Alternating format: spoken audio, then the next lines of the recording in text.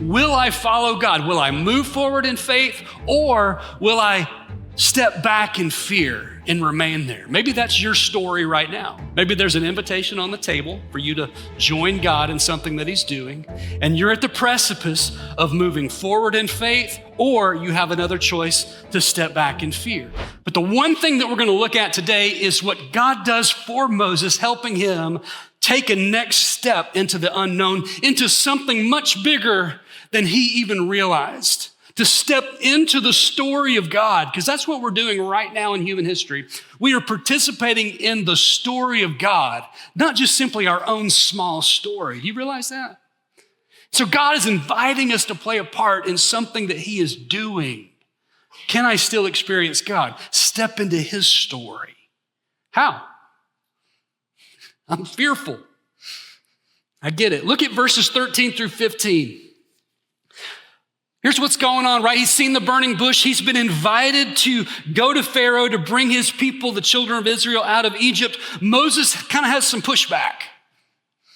Here's what he says. Then Moses said to God, if I come to the people of Israel and say to them, the God of your fathers has sent me to you, and they ask me, what is his name?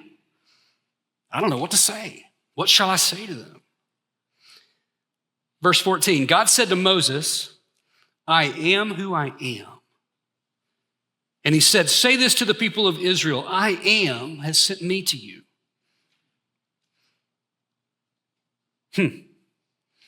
Curious.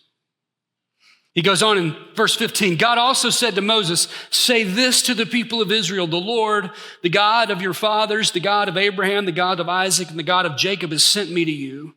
This is my name forever. And thus I'm to be remembered throughout all generations. These are our focal verses this morning. Here's Moses. He's contemplating obedience.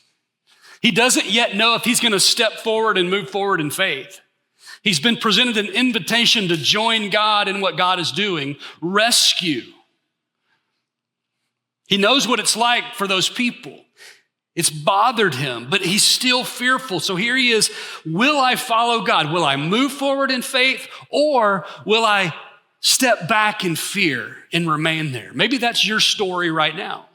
Maybe there's an invitation on the table for you to join God in something that He's doing, and you're at the precipice of moving forward in faith, or you have another choice to step back in fear. That's where Moses is. Will I say yes to God? He asks God a good question, doesn't he? He says, I need a name. Like if I go to the people and I say, hey, you're going to be rescued up out of here. I've been led to you. I need some authority here. I need a name. I need your name. Like, what am I supposed to say? Here's the cool part about this. God already knew Moses' name. If you remember back to chapter 3, verse 2, the burning bush happens, right? Moses draws near and he scratches his head and he's like, what is this? And all of a sudden, a voice comes across the loudspeaker of that wilderness area. What does it say? Moses. Moses. God knew his name.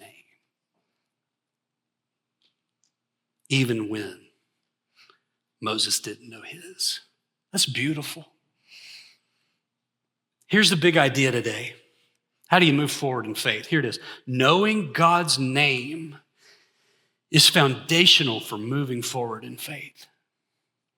God wants you to know his name. There's power in that. Moses asks, verse 13, verse 14, God responds, here's what I want you to know about me, Moses. I am who I am. That's what you need to know about me. I am who I am. What's interesting about God's response here,